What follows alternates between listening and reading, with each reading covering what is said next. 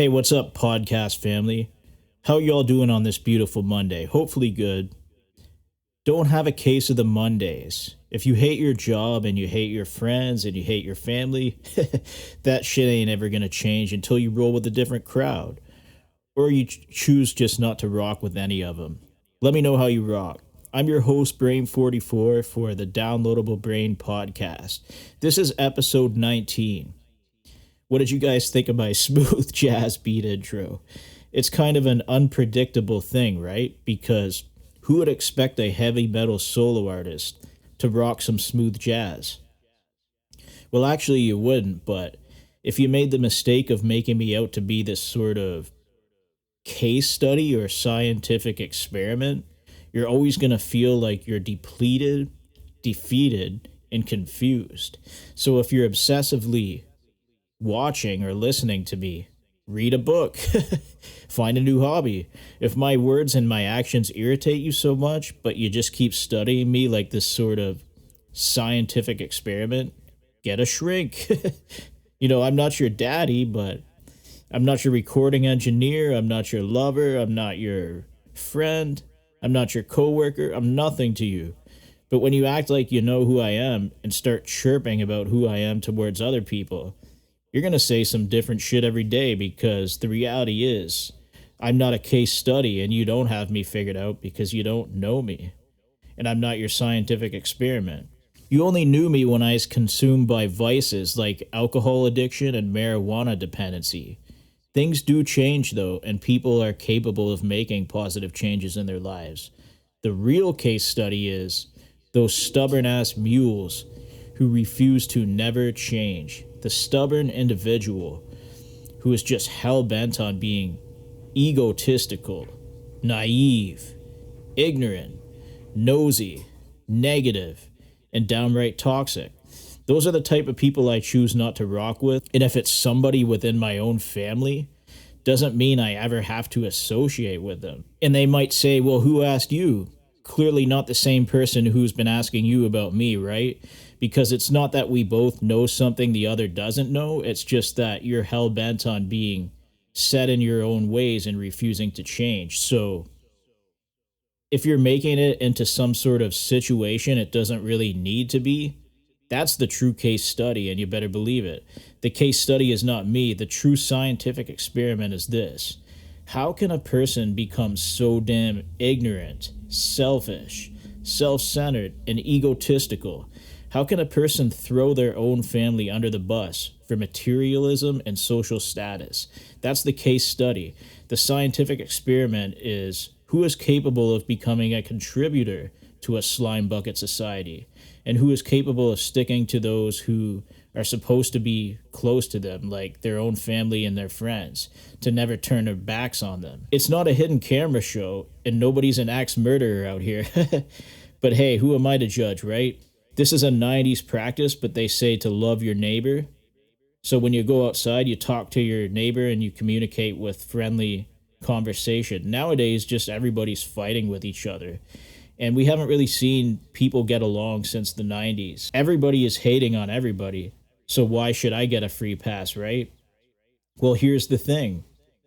You make it into a situation where you just want to take out all of your shit on me, but everything you do is so damn toxic that it's not really limited to just me alone. So even if you can convince an entire group of people to come against me, you're still just as toxic, diabolical, and idiotic as you always were. You do your best to affect me any way you can, which doesn't really have much of an effect or carry any weight, but the shit you do actually trickles down to other people inside of your own family and social circle, even in your place of work sometimes. And that's where the scientific experiment really becomes interesting. It's like, damn, this person chose to take everything out on somebody who was never really the problem, because it was actually them who has the problem. It's actually the professional con artist, an arrogant psychopath. You know how sometimes they talk about influential people saying the words, everything they touch turns to gold? Well, this scapegoating, hating ass, jealous, and envious person actually turns everything into poison. So everything they touch turns to poison. Everything they tell people to do blows up in their face. It's just a complete and utter parasite. And what do we do with parasites, everybody? We get them out. So if you've got a parasite involved in your life that's actually causing you problems, get them out. Best advice I can give you. If you need a shrink for being influenced by a toxic and vile type of vessel, go ahead and get that shrink, because this vessel isn't capable of doing right by others and making the world a better place. When the parasite comes into our lives, that shit's got to go, everybody. They just got to go, because it ain't me who's checking out, and that's not a mystery or a scientific study. It's factual. Those are the cold hard facts. Serve straight with no chaser. And if you're having a stressful day because of a toxic person involved in your life, I understand your pain. Don't feel too tempted to pour a little bit of whiskey into that cup of coffee. Because I know how when a really vile and rotten individual sinks their claws into you, it's like, damn, this devil woman drives me to drink. Trust me, I've been there. I cannot blame the devil woman entirely for my alcoholism, but I mean, the bitch did drive me to drink at one point, because if it was pretty much always this person intentionally causing me problems, they may think it's funny, but I'm conducting a spiritual case study on them as we speak. I'm asking Spirit, how is this vile, disgusting, emotionally unavailable imbecile able to manifest chaos, hate, and destruction into the lives of their families, as well as their friends and coworkers? I want to know, because the mystery ain't me, baby. Do not study me, because I'm not the one to try and figure out.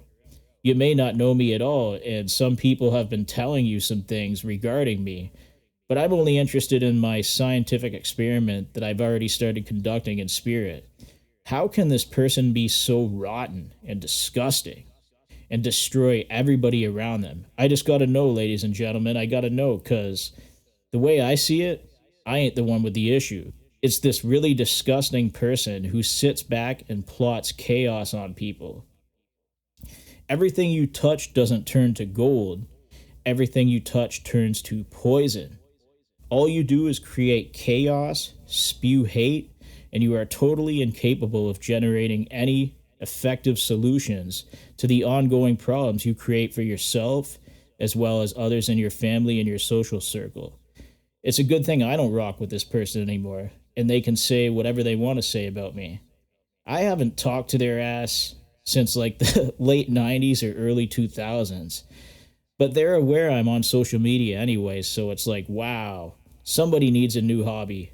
Go read a book, go get a shrink, invest your time and energy into something other than creating and manifesting destruction for everybody around you. Life ain't always a bowl of cherries, but bitch, you're the poisonous grape, straight up. You guys ever hear that story about the man who came to realize he hates everything about the corporate world, so he quits his job? He goes to live out in the wilderness, and he lives a life of seclusion, just far away from his family. It's based off of a true story, and it was a good movie. I could never do that myself because I'm too invested in like playing guitar and being on social media and doing podcasts and things, and I just wouldn't be able to flourish without those things. But here's what happens in the movie. In the end of the movie, he eats these wild grapes, which end up being poisonous. So he dies from ingesting these poisoned grapes. I guess my question towards people who look up to a con artist and a liar for guidance would be, how much poison are you going to ingest from this diabolical criminal? How much poison is too much poison? Have they cursed their own family yet? Have they cursed their friends yet? Have they created a toxic work environment? How much poison is too much poison? Let me know how you rock, because the study I've been conducting in spirit is actually not about me or even a specific group. It's pretty much just about one person who's a con artist. The con artist needs to manifest chaos because it's like this emotionally unavailable vessel lives to inject poison into everybody around them. And it's just a ruthless, like, disgusting type energy. So everything they touch turns to poison. The mask they wear while pretending to be this holier than thou, totally innocent, sweet, and intelligent person gets ripped off from everybody who can see between their bullshit. My spiritual study says, wow, is this person even real? How can somebody be so disgusting and destroy so many lives? Better yet, how can people who see this person for their true colors actually choose to go along with their very toxic and poisonous godly Kool-Aid? And it's like they tell you to drink the Kool-Aid, there's poison in it. A lot of people choose to drink it anyways. That's the world's greatest mystery to me. It's like Ripley's Believe It or Not, and I don't believe it's real. Everything this person touches turns to poison. The people they influence, they steer them down the wrong path. The money they claim to have, it's not really as much as what it seems. The power, wisdom, and knowledge that they claim to have, it's not really what it seems. So you're actually being groomed by a professional con artist, and they're very skilled at psychological manipulation as well as putting up a front and pretending to be something they're not.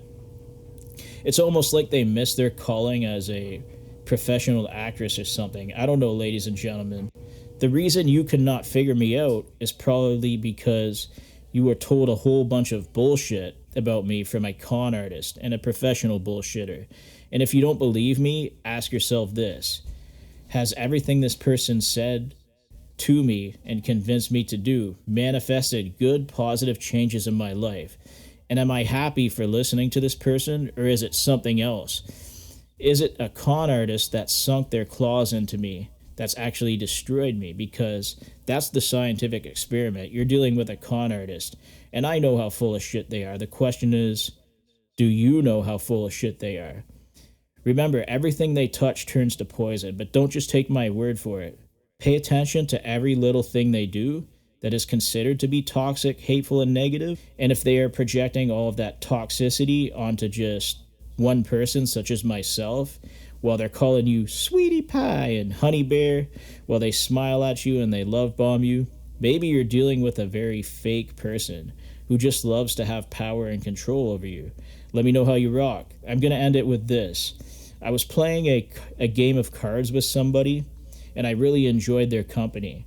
I felt really happy when this person was around me. Then their sister came up to them and said, "Hey, did you see my new $900 bottle of shit?" It's a very specially manufactured type of Crown Royal. It's aged 80 years, and it's a rare type of whiskey. So she goes from playing the cards with me to saying, "Hey, get out of here, get lost." And then she turns to the sister with a Crown Royal with a big smile on her face, and she gets giddy saying, "Ooh, I just love my $900 bottle of Crown Royal. I love expensive things. I'm a material girl." So she says, "I love expensive things, sister. I have really expensive taste. These are the things that matter most to me." Then she downs the entire bottle of Crown Royal with her sister, and her drunk-ass sister heads towards the bathroom to go vomit. Then the drunk-ass says, "Oh, hey, Brain 44, you still want to play cards? You still want to play with me? Come back. I need you now, Brain 44. Come back to me." And Brain 44 is saying, "Wait a minute now. I'm thinking about the story of the man who ate the poisonous berries. And now I'm seeing something. I'm seeing you're always there, and you're always the poison. And despite being related to me, it doesn't make you my family." Then I disowned them and I just went on with my life. It's a mystery to me as why they felt like they had any say at all in anything I do, when clearly they don't, because here I am. But if they're listening right now, I haven't spoken to the individual since early 2000s. So I would call your presence very unwanted, yet you still feel like you need me to come back. And it doesn't matter how you feel, because your feelings are totally invalid towards how I feel. You're still that same drunk ass who chose the $900 bottle of shit. So go live with your $900 bottle of shit and you'll be happy, because you're very materialistic, and you and materialism deserve each other. Brain 44 signing out. Until next time, get a cat. Go hang out with some swans, because swans are better than our own family sometimes. Have a great one, everybody.